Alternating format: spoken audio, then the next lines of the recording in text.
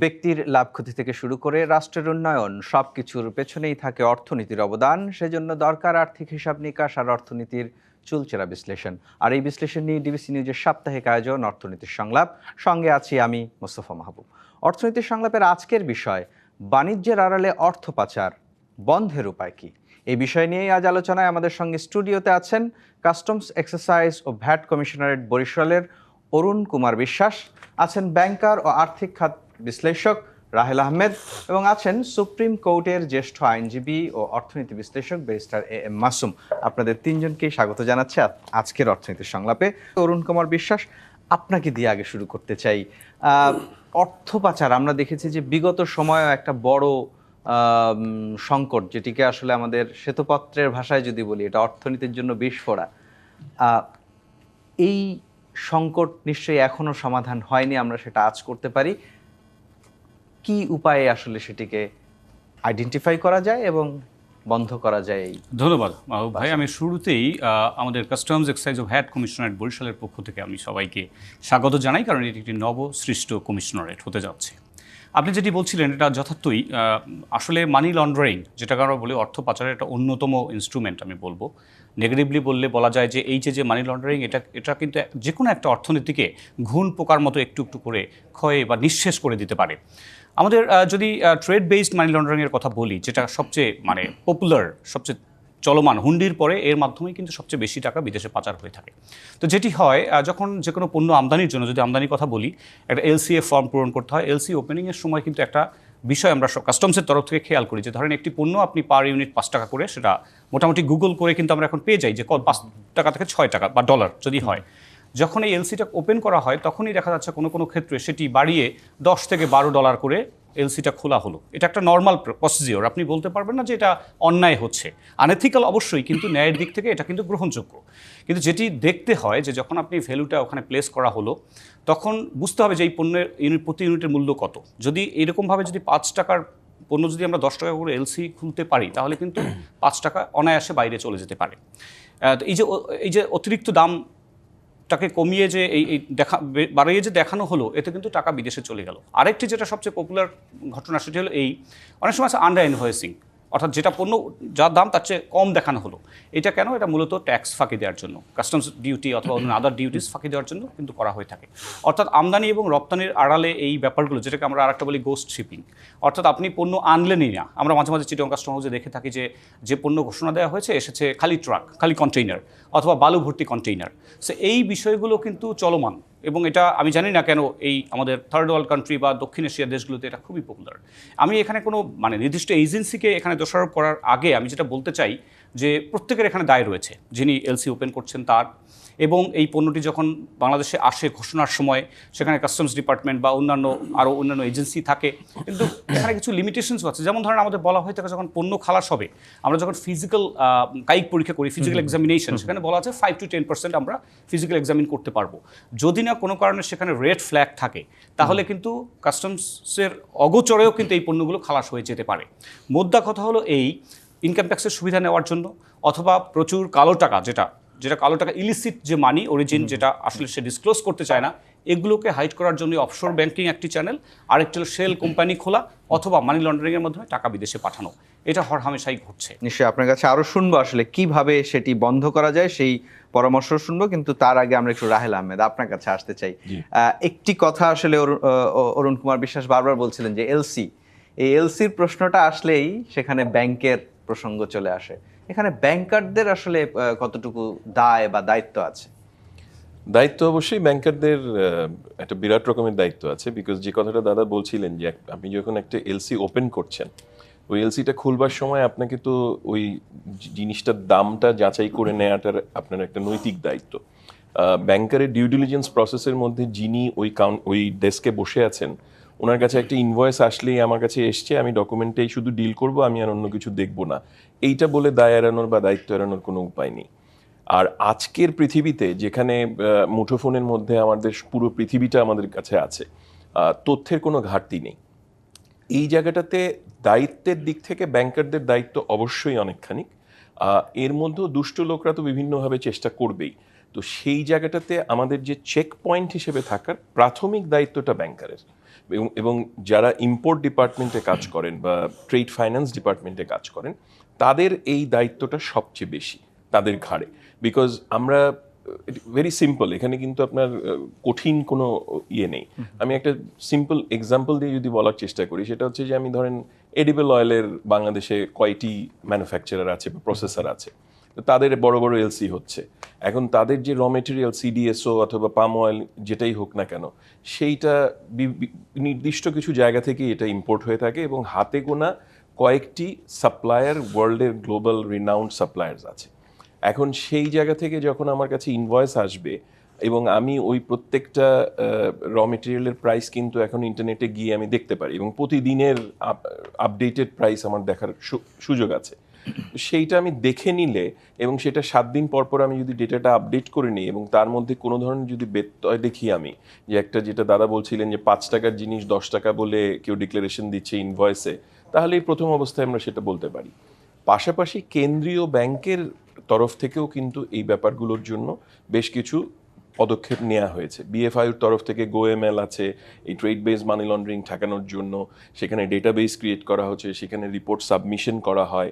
এবং কিছুদিন আগে আমরা যখন বাংলাদেশে আমাদের ফরেন এক্সচেঞ্জ রিজার্ভের ক্ষেত্রে একটা চাপ অনুভব করেছিলাম, তখন কিন্তু কেন্দ্রীয় ব্যাংক একটা নিয়ম করে দিয়েছিলেন যে $2 লাখ ওপরের ভ্যালুর যে এলসিগুলো আছে সেগুলো ওনাদের কাছে স্পেসিফিক অ্যাপ্রুভালের জন্য যেতে হতো। এখনও আমি যদি ভুল না হয়ে থাকি $3 লাখ ওপরের যে এলসিগুলো আছে সেগুলো ওনাদের কাছ থেকে অ্যাপ্রুভাল নিতে হয়। এই ক্ষেত্রে টার্ন অ্যারাউন্ডের ক্ষেত্রে হয়তো কিছুটা দেরি হচ্ছে, যে এলসিটা দিনে দিনে হয়ে যেত সেটা হয়তো 1 দিন 2 দিন দেরি হচ্ছে, কিন্তু সেই জায়গায় এই সেন্ট্রাল ব্যাংকও কিন্তু একই যাচাইকরণ প্রক্রিয়ার মধ্যে দিয়েই তারা জিনিসটাকে নিয়ে যাচ্ছে। সো ব্যাংকারের দায়িত্বের কথা আপনি বলেছেন, ব্যাংকারদের যারা এই ডিপার্টমেন্টের সাথে সংশ্লিষ্ট তাদের প্রাথমিক দায়িত্ব অবশ্যই আছে, এই ব্যাপারে কোনো সন্দেহ নেই। নিশ্চয়ই আপনার কাছে আবারও আসবো। ব্যারিস্টার মাসুম, আপনার কাছে একটু আসতে চাই, মানে যে কোনো অপরাধকে ঠেকানোর জন্য তো আসলে আইন এবং তার যথাযথ প্রয়োগ সেটি এই অপরাধকে কমিয়ে আনার ক্ষেত্রে একটা বড় ভূমিকা রাখে। তো এই যে আমরা অর্থ পাচারের কথা বলছি, সেই অর্থ পাচারকে ঠেকানোর জন্য আসলে আইনের দিক থেকে কি ধরনের নির্দেশনা আছে এবং এখানে সংস্কারের প্রয়োজন আছে কিনা? ধন্যবাদ আপনাকে। আসলে আইন অনেক ভেরি স্ট্রিক্ট এখানে। যদি আমি আইনের দিকে যাই, আমাদের যে মানি লন্ডারিং অ্যাক্ট 2012 সেকশন 4-এ 12 ইয়ার্স পর্যন্ত ইমপ্রিজনমেন্ট আছে। কিন্তু আপনাকে এই অর্থ পাচার যে ডিফাইনটা করা হয়েছে, সেখানে এই যে আমরা যদি কেউ দেশের বাইরে 2 বার বা 3 বার যাই, তাহলে আমরাও অর্থ পাচার করি। কেন করি? আমাদের যে ফরেন এক্সচেঞ্জ রেগুলেশন 1947 সে অনুযায়ী একজন ইন্ডিভিজুয়াল 12,000-এর বেশি বাইরে, $12,000 বেশি, এটা তার ইয়ারলি $12,000। আচ্ছা, তাহলে ধরেন যে 2 বার বা 3 বার ইউরোপে যায়, একটা হোটেলের নর্মাল হোটেল আমি দেখলাম নভোটেল $550 ভাড়া।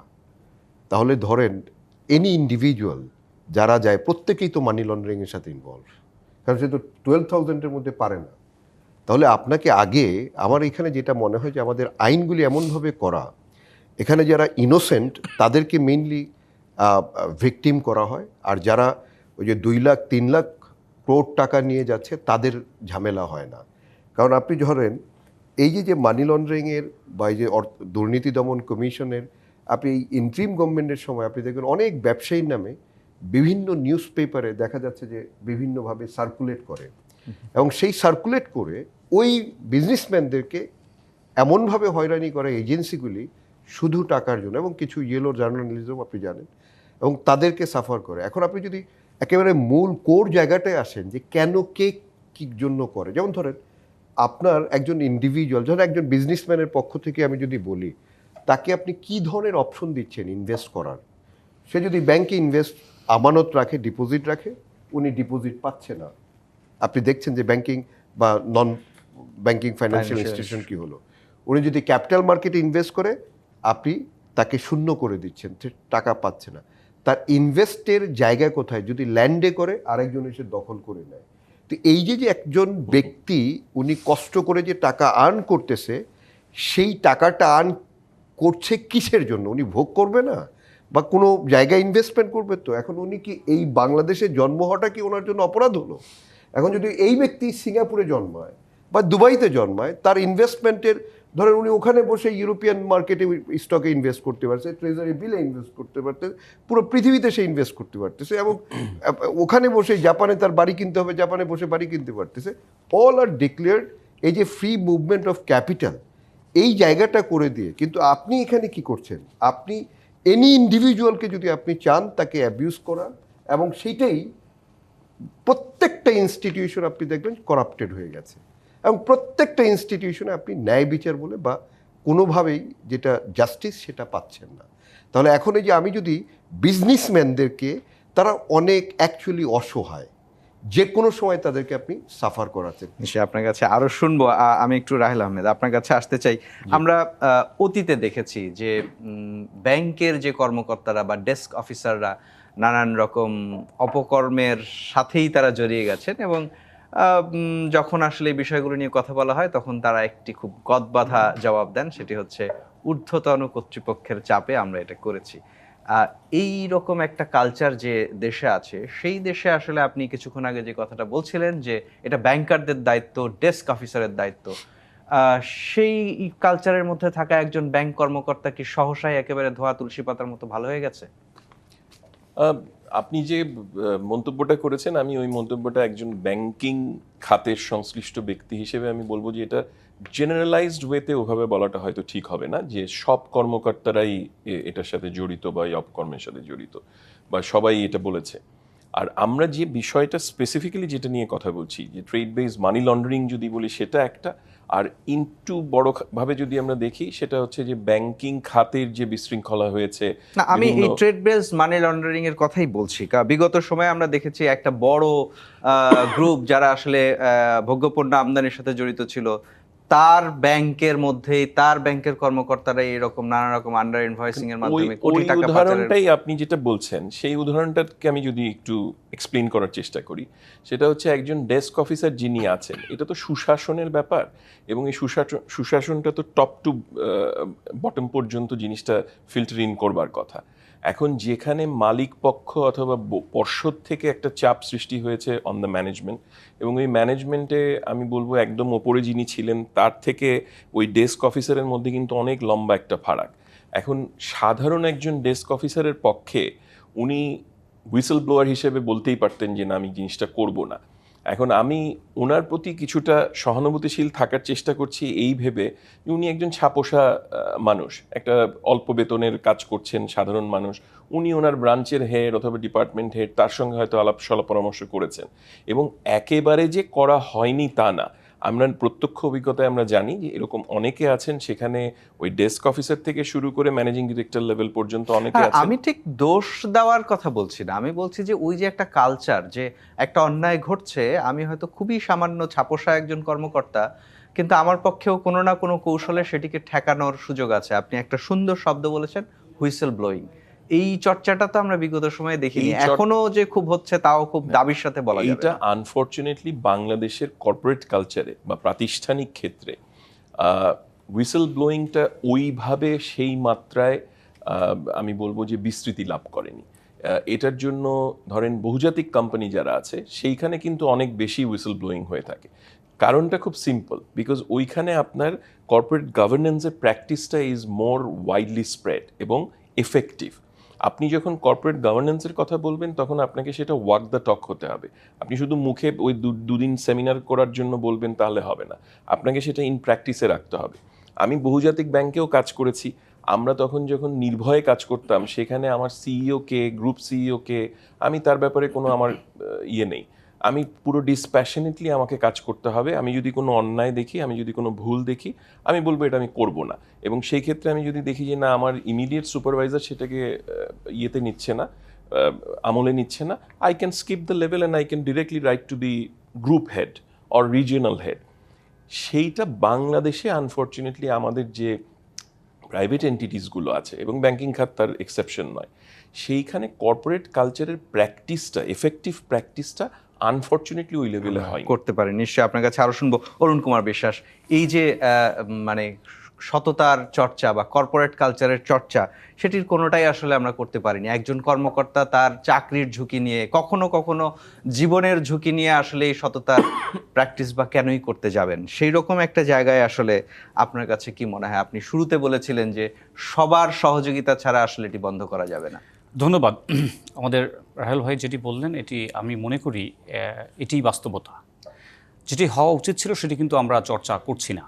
আমি যদি বলি ইন্টারন্যাশনাল বেস্ট প্র্যাকটিস, সেটা দূরের কথা। এখানে আমি যেটা দেখি যে মোটামুটি যারা চাকরি করেন সরকারি এবং বেসরকারি দুই ক্ষেত্রেই এক ধরনের চাপের মধ্যে তারা থাকেন। সবসময় আমাদের যে আইন আছে, যেটাকে আমরা বাইবেল বলে মানি, সেটিকে সবসময় যে আমরা ফলো করতে পারি এটা দাবির সঙ্গে আমি বলতে পারবো না। আপনি দেখেন, আমি একটা ইনস্ট্যান্স এখানে দিতে চাই। কিছুদিন আগে আমাদের চিটাগং কাস্টম হাউসে একটি পণ্য এলো, সেটি হলো সোডিয়াম সাইক্লোমেট, অর্থাৎ ওই আর্টিফিশিয়াল সুইটনার। কিন্তু ঘোষণা ছিল সোডা অ্যাশ আমদানিযোগ্য, কিন্তু সুইটনারটা কিন্তু আমদানিযোগ্য ওইভাবে নয়, সীমিত পর্যায়ে কিছু হয়তো শিল্প প্রতিষ্ঠান করতে পারে। অথচ এরকম একাধিক চালান কিন্তু চিটাগং কাস্টম হাউসে ধরা পড়লো। এখন অনেকে হয়তো মনে করতে পারেন, যেটা বলা হয়ে থাকে যে 8-10টা হয়তো চলে গিয়েছে, ছাড়া গিয়েছে, 2টো ধরা হয়েছে। তো এখন আমার বক্তব্য হলো এটুকু যে যেই প্র্যাকটিস, কর্পোরেট বেস্ট প্র্যাকটিস, সেটি কিন্তু আমাদের অনুসৃত না হওয়ার কোনো সুযোগ নাই। এর বাইরে হলে যেটা হবে, চাকরি তো যেতে পারেই, সবচেয়ে বড় কথা সোশ্যাল যে একটা স্টিগমা আমাদের মধ্যে আসে। আমি এটা সমাধান একটাই দেখি যে এটা হোলিস্টিক্যালি, অর্থাৎ পলিটিক্যাল গাইডেন্স বলে একটা শব্দ আছে। পলিটিক্যাল গাইডেন্স যতক্ষণ না পর্যন্ত অভিভাবক সুলভ হবে, এটা যদি কেউ মিসইউজ করে বা মনে করে যে ঠিক আছে ফর দ্য টাইম বিং অথবা কিছু বছরের জন্য আমরা আমি আপনার কাছে শুনবো এই বিষয়টা নিয়ে, তার আগে আমার একটা বিরতিতে যাওয়ার সময় হয়েছে, কিন্তু একটা ছোট্ট প্রশ্ন রেখে যেতে চাই। সেটি হচ্ছে, আপনি বলছিলেন যে পলিটিক্যাল সাপোর্ট বা পলিটিক্যাল যাই বলি না কেন সেটাকে, আমরা যে কথাটা বলছিলাম এর আগে, যে একজন ব্যাংকার, বেসরকারি খাতের একজন ব্যাংকার, তিনি ওই ঝুঁকিটা নেবেন কেন? আমরা কদিন আগেই দেখলাম যে এনবিআর এর একজন রাজস্ব কর্মকর্তা রাজস্ব তুলতে গিয়ে এরকম হয়রানির শিকার হলো, বন্দুক নিয়ে তাকে ধাওয়া করা হলো। এই যে ব্যক্তির নিরাপত্তাটা কে এটা নিশ্চিত করবে? এটা আসলে আইন দিয়ে রাষ্ট্র যদি তার নিরাপত্তা নিশ্চিত না করে, তাহলে কি আসলে সেই কর্পোরেট কালচার সহজে গড়ে তোলা সম্ভব হবে? এই প্রশ্নের উত্তর আপনার কাছে জানতে চাই, কিন্তু তার আগে একটা বিরতি নিতে হবে। দর্শক, আপনারা দেখছেন অর্থনীতির সংলাপ। এ পর্যায়ে নিচ্ছে একটি বিরতি, সঙ্গেই থাকুন।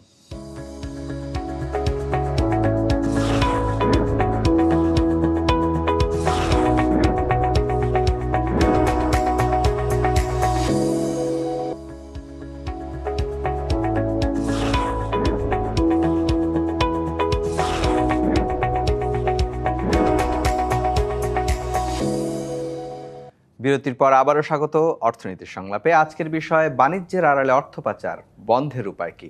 বিরতিতে যাওয়ার আগে জনাব অরুণ কুমার বিশ্বাস, আপনার কাছে জানতে চাইছিলাম যে যখন একজন ছাপোষা ব্যাংকার তার নিজের জীবনের ঝুঁকি নিয়ে আসলে কোনো অন্যায়ের প্রতিবাদ করতে যাবেন, তার নিরাপত্তা কোথায়? আমরা তো দেখলাম যে আসলে রাষ্ট্রের কর্মচারীর নিরাপত্তাই আসলে এই রাষ্ট্র দিতে পারেনি। সেই রকম একটা ইকোসিস্টেমে আপনি কি মনে করেন যে সবাই আপনাদেরকে সহযোগিতা করবে এই অর্থ পাচার বন্ধ যে বিস্ফোরা সেটিকে ভালো করা? ধন্যবাদ। ইনফ্যাক্ট আপনার প্রশ্নের মধ্যেই এর উত্তর কিন্তু যথাযথভাবেই নিহিত রয়েছে। আমরা বলি যে happy worker is the best worker, এটা কিন্তু সারা বিশ্বেই বলা হয়।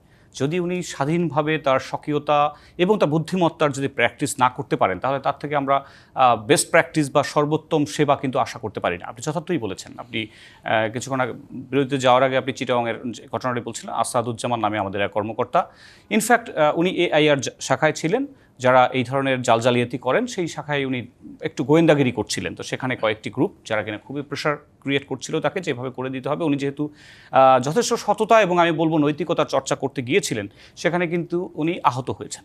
আপনার পয়েন্ট, আমি সেটাকেই পিন পয়েন্ট করে বলছি যে এরকম ইকোসিস্টেমে আসলে খুব একটা সাহসী হওয়া, আমি সাহসী বলবো না, কোট আনকোট দুঃসাহসী হওয়ার খুব একটা সুযোগ কিন্তু থাকে না। কারণ আমরা সোশ্যাল হিউম্যান বিং।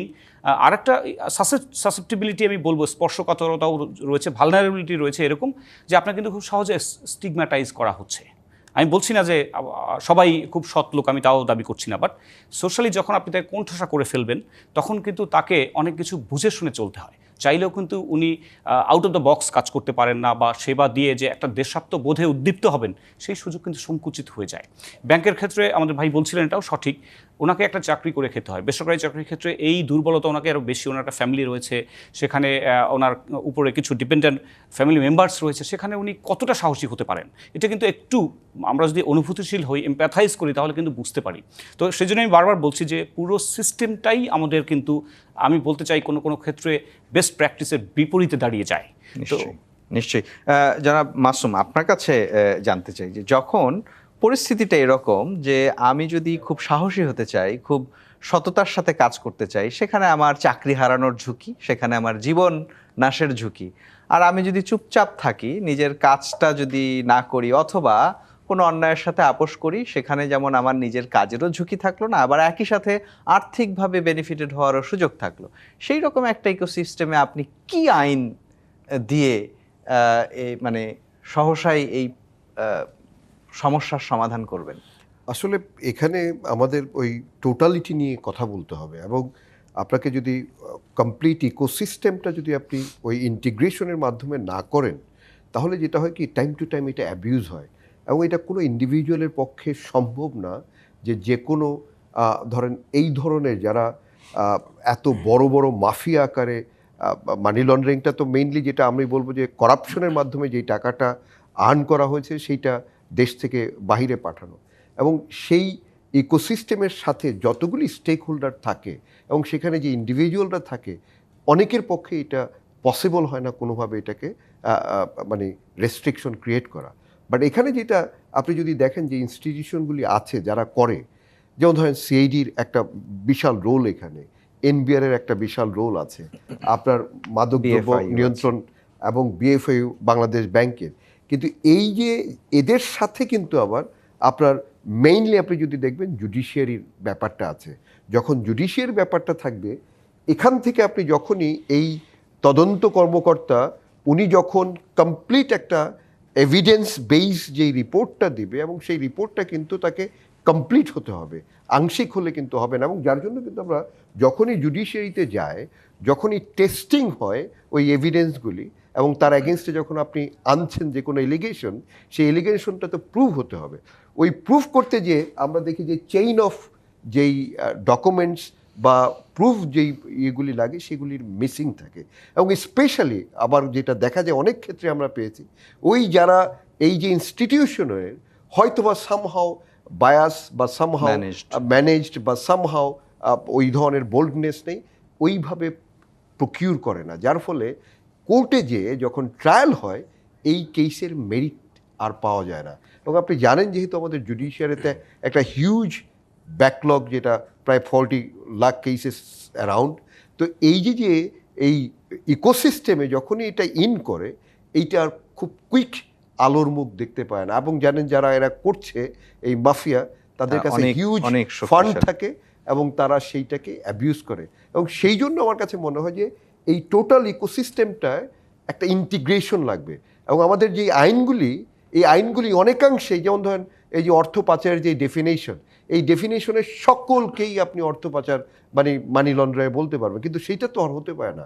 আপনাকে দেখতে হবে যে কজটা, কারণটা কি, মানে কি কারণে সে কাজটা করেছে, মানে অপরাধটা কি, সেই অপরাধটাকে আপনি যদি আইডেন্টিফাই না করে, আধুনিকায়ন প্রয়োজন, সেইটা প্রয়োজন এবং স্পেসিফিক হতে হবে, এবং পানিশমেন্টটা আপনার একেবারে এক্সাম্পলারি হতে হবে। কারণ আপনি দেখেছেন চায়নাতে যেটা, এই যে ব্যাংকিং সেক্টরে ক্যাপিটাল পানিশমেন্ট পর্যন্ত চলে গেছে, আমাদের দেশে তো আপনি এক্সাম্পলারি মানে বিচারিত হয় না, লাখ লাখ কোটি টাকা পাচার করার পর হয়নি। নিশ্চয়ই রাহেলা আহমেদ, আপনার কাছে জানতে চাই, মানে যেখানে আসলে ব্যাংকের সংশ্লিষ্টতা থাকে, সেই জায়গাটাতে মানে আমাদের কেন্দ্রীয় ব্যাংকও কি আসলে খুব ভালো ভূমিকা রাখতে পেরেছিল?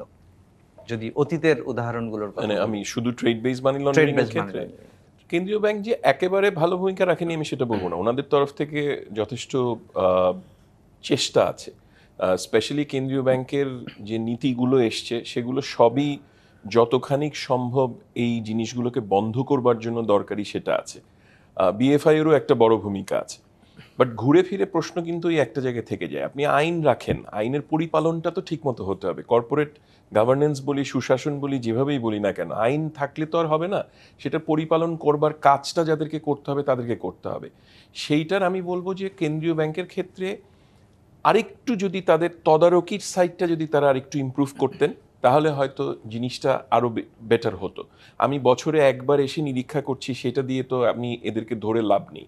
এবং সেটা যেটা একটু আগে মাসুম ভাই বলছিলেন যে এইটা আপনি ধরবেন, ধরে সেটাকে প্রুফ করবার চেষ্টা করবেন, এই যে দীর্ঘসূত্রিতা, এর মধ্যে দিয়ে তো আপনার হাজার হাজার কোটি টাকা বের হয়ে চলে গেছে। কিন্তু আমরা তো শুনেছি বিগত সময়ে সবকিছু একটা ডিজিটাল প্রসেসের মধ্যে আনা হয়েছে। তো এই ডিজিটাল প্রসেস তো আমরা দেখি যে উন্নত বিশ্বে সেটি কাজকে যেমন সহজ করে, স্বচ্ছতা জবাবদিহিতা নিশ্চিত করে। আমাদের দেশে এটা কি শুধু শব্দই হয়ে থাকলো? না, একেবারে হয়নি তাও না। GoML যে প্ল্যাটফর্মটা আছে BFIUর, that is quite significantly working.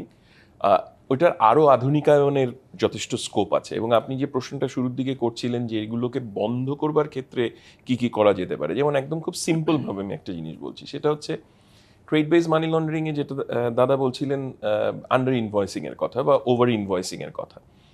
এই জিনিসটা আমি যখন একটা লাইভ সিস্টেম করে দেব যে NBR, ব্যাংক, কেন্দ্রীয় ব্যাংক, BFIU সবাই এক ক্লিকে একই মুহূর্তে স্ক্রিনে দেখতে পাবে যে এই প্রোডাক্টের দাম এটা, তাহলে আমি আজকে যদি LC খুলি কথার কথা ব্যাংক থেকে, এবং সেটা 5 টাকায় খোলা হচ্ছে এবং আরও 5টা ব্যাংক 5 টাকায় খুলছে, কোনো একটা ব্যাংকের কর্মকর্তা হোক, গ্রাহক হোক, অথবা যৌথভাবে দুষ্টুমি করেও যদি করতে চায়, সে যদি 10 টাকায় খুলতে যায়, লাইভ ওই মুহূর্তে ওটা ফ্ল্যাগ হয়ে যাবে। তাহলে সেন্ট্রাল ব্যাংকের তদারকির ক্ষেত্রে হোক, কাস্টমসের হোক, অথবা NBR এর হোক, অথবা BFIUর হোক, সে ওই মুহূর্তেই কিন্তু ফ্ল্যাগিং করে বলতে পারে যে তুমি যে এই মুহূর্তে যে LCটা খুলতে যাচ্ছ 10 টাকা দিয়ে, এটা তো 5 টাকার LC, এই প্রোডাক্ট তো 5 টাকা করে 5টা ব্যাংক খুলেছে, তুমি কেন 10 টাকায় খুলছো? এখন কি হচ্ছে, এখন রিপোর্ট সাবমিশন হয় একটা পিরিয়ডিক্যালি, সেই রিপোর্ট কে দেখে কে দেখে না, কতখানি সেটা নিরীক্ষা হচ্ছে, তদারকি হচ্ছে, এই জিনিসগুলো ভাবে হচ্ছে না। আজকের যুগে মেশিন লার্নিং আছে, আজকের যুগে আর্টিফিশিয়াল ইন্টেলিজেন্স আছে, আজকের যুগে তথ্যের কোনো ঘাটতি নেই। আপনি এইগুলোকেই আরেকটু আধুনিকায়ন করুন, এই সিস্টেম যেগুলো আমরা করেছি সেই সিস্টেমগুলোকে আরেকটু রোবাস্ট করি। সেই ক্ষেত্রে এই যে ডেস্ক অফিসারের উপরে যে দায়িত্বটা, সে তাই কাঁধের থেকে কিন্তু তারও একটু ইমপ্রুভ হবে। তাকে নিজে থেকে বলতে হবে না, হুইসেল ব্লো তাকে করতে হবে না, সিস্টেম নিজেই করবে, সিস্টেম নিজেই হুইসেল ব্লো করে দেবে। রাহেল আহমেদ, আমার আরেকটা বিরতিতে যাওয়ার সময় হয়েছে, কিন্তু যাওয়ার আগে আপনার কাছে একটু প্রশ্ন রেখে যেতে চাই যে গেল 15 মাস আমরা আসলে এই সংস্কারের আকাঙ্ক্ষার মধ্যেই ছিলাম। এই যে সংস্কার বা প্রত্যাশিত পরিবর্তনের কথাগুলো আপনি বললেন, সেখানে কতটুকু গুণগত পরিবর্তনের উদ্যোগ নেওয়া হয়েছে, বাস্তবায়ন হয়নি সেটা আমরা জানি, কিন্তু কতটুকু উদ্যোগ আপনি দেখতে পান সেই প্রশ্নের উত্তর জানতে চাই। কিন্তু তার আগে আরেকটা বিরতি নিতে হবে। দর্শক, আপনারা দেখছেন অর্থনীতির সংলাপ। এই পর্যায়ে নিচ্ছে একটি বিরতি, সঙ্গেই থাকুন।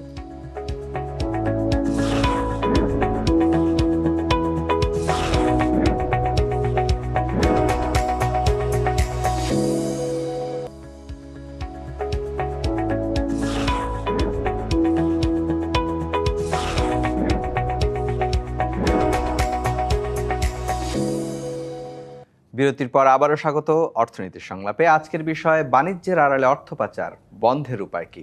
আমরা এই সময়ে, বিগত সময়ে প্রত্যাশা করছিলাম যে এই পদ্ধতিগুলো পরিবর্তন হবে। আপনি যেমনটা বলছিলেন যে ডিজিটাল পদ্ধতির ইমপ্লিকেশন করা, যাতে সবাই তাৎক্ষণিকভাবে সব দেখতে পারে, এই পদ্ধতিগুলো পরিবর্তনের কোনো উদ্যোগ আসলে আপনারা দেখেছেন কিনা বিগত সময়?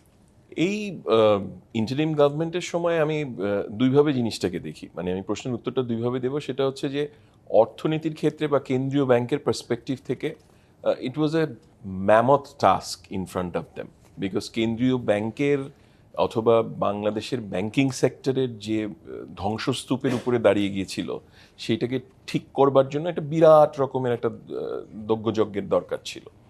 সেইখানটাতে কেন্দ্রীয় ব্যাংকের তরফ থেকে অনেকগুলো স্টেপস নেওয়া হয়েছে ব্যাংকিং সেক্টরটাকে ঠিক করবার জন্য, সেইটা প্রশংসার দাবিদার, এই ব্যাপারে কোনো সন্দেহ নেই। এটি একটি ক্ষেত্র যেখানে সত্যি খুব ভালো রকমের অনেকগুলো কাজ হয়েছে, যেটার রেজাল্টস আমরা হয়তো আর একটু সময় গেলে আমরা বুঝতে পারবো, একটু দীর্ঘসূত্রিতার দিতে হবে। কিন্তু পাশাপাশি স্পেসিফিক্যালি কেন্দ্রীয় ব্যাংকের ভেতরে এবং কেন্দ্রীয় ব্যাংকের এই যে সিস্টেমিক যে চেঞ্জগুলো দরকার ছিল, সেইটা আমি বলবো যে আশানুরূপ হয়নি। এইটাও আমি ওই আমার এর আগে আমি যে কথাটা বললাম যে এত বড় মানে সমস্যার সম্মুখীন হয়েছেন ওনারা, যে এখন কোনটা রেখে কোনটা করব এবং কতটুকুন কোনটাকে করব, সেটাও হয়তো ওনাদের জন্য একটা বড় চ্যালেঞ্জ ছিল। একবারে ছোট্ট করে জানতে চাই, মানে একটা রাজনৈতিক সরকার আসলে আসলে কি তার পক্ষে এটা সহসাই করা সহজ হবে কিনা? কারণ রাজনৈতিক সরকারের ভিতর তো ব্যবসায়ীদের একটা চাপ থাকে, আমি আমার ব্যক্তিগত কোনো ভাবে হচ্ছে- লুটেরাও ঢুকে যায় সেখানে। আমার ব্যক্তিগত মতামত হচ্ছে রাজনৈতিক সরকার যদি প্রথাগতভাবে 54 বছরে যেভাবে এসছে সেইভাবে আসে তাহলে আপনার কথাই সঠিক হবে, আনফরচুনেটলি। কিন্তু আমরা সবাই আশাবাদী মানুষ, এবং গত বছর 2024-এর যে পরিবর্তনের আকাঙ্ক্ষা নিয়ে বাংলাদেশ মানে সাধারণ মানুষ এগিয়ে এসছে, সেইটা আমার মনে হয় ভবিষ্যতের রাজনৈতিক সরকার যারাই আসুন না কেন তাদের জন্য প্রথাগতভাবে কাজ করাটা ডিফিকাল্ট হবে। So politics is going to be difficult for the political parties, that's for sure, going forward. নিশ্চয়ই, আপনাকে অসংখ্য ধন্যবাদ অরুণ কুমার বিশ্বাস। মানে আপনাকে তখন থামিয়েছিলাম, আপনি রাজনৈতিক বা রাজনীতিবিদদের গুডউইলের কথা বা তাদের সদিচ্ছার কথা বলছিলেন। তো আমরা যে আলোচনা করছি আসলে বাণিজ্যের আড়ালে অর্থ পাচার, সেটি বন্ধের জন্য আসলে আপনার পরামর্শ কি হবে, বা নতুন যারা সরকারে আসবে তাদের কাছে প্রত্যাশা কি হবে? ধন্যবাদ আপনাকে। যেটি বলছিলাম, আমি কিন্তু দাদার মতোই অতটা আশাহত নই। আমি একটু আশার আলো দেখতে পাচ্ছি এই জন্য আমরা একটু আগে আলাপও করছিলাম যে আসলে অটোমেশন এমন একটা সিস্টেম এখানে আমাদের আসছে বা আসা উচিত, যাতে কিন্তু চাইলেও এই ধরেন মূল্যভিত্তিক যে আমরা যেটাকে বলি যে কম মূল্য দেখানো বেশি দেখানো, এই বিষয়টা যেন না থাকে। আমি আপনাদের একটা সুখবর দেই, জাতীয় রাজস্ব বোর্ডের গত 6-7 মাসের যে কার্যক্রম যদি আমি একটু করে বলি, কয়েকটি জায়গায় কিন্তু খুব ট্রিমারাস কাজ হয়েছে। এটা হয়তো চলমান ছিল, চলছে, সামনে আরও এগোচ্ছে। সেটি একটি হলো রিস্ক ম্যানেজমেন্ট বলে আমাদের একটা কমিশনারেট আছে। সেখানে কিন্তু আমরা এই রেড ফ্ল্যাগগুলো দেখি যে আমাদের তো একটা ট্রেইল আছে, অডিট ট্রেইল যেটাকে আমরা বলি। সেখানে আমরা দেখতে পাই যে কোন ধরনের প্রতিষ্ঠান, কোন সেক্টর, ইভেন কোনো সময় আমরা নাম বলতে পারি কোটান করছে, এই প্রতিষ্ঠানগুলোই কিন্তু বারবার উল্টোপাল্টা পণ্য নিয়ে আসছে অথবা মিথ্যা ঘোষণায় পণ্য এনেছে ইনফ্যাক্ট, অথবা খালি কন্টেইনার এসছে। এদেরকে কিন্তু রেড ফ্ল্যাগ করা হয়েছে এবং কতগুলো সূচক দাঁড় করানো হয়েছে যে এই ধরনের সূচকে রেড ফ্ল্যাগ পড়বে, সেগুলো আমরা 100% কায়িক পরীক্ষা করবো। এভাবে কিন্তু আমরা ভালো ফল পাচ্ছি। আরেকটি বিষয় আপনি নিশ্চয়ই জেনে থাকবেন যে এখন চাইলেই কিন্তু কম ভ্যালু দেখানোর সুযোগ নাই কোনো পণ্যে ইউনিট প্রতি। আমরা বলে দেওয়া আছে এনবিআর থেকে আদেশের মাধ্যমে যে মিনিমাম ভ্যালু, অর্থাৎ আপনি একটা শার্ট কিনবেন, যদি মার্কস অ্যান্ড স্পেন্সার এই ব্র্যান্ডের হয় তাহলে মিনিমাম ভ্যালু হবে ধরেন $10। এটার নিচে কিন্তু কোনোভাবেই শুল্কায়ন করা যাবে না, এবং এটা আপনার বেনাপোল কাস্টম হাউস থেকে শুরু করে সমস্ত স্টেশনগুলোতে একই ধরনের ভ্যালু। অর্থাৎ এখন কিন্তু পুকুর চুরি হচ্ছে না, ওভাবে হচ্ছে ছোটোখাটো, হয়তো একটু কম বেশি বাড়িয়ে দেখাচ্ছে।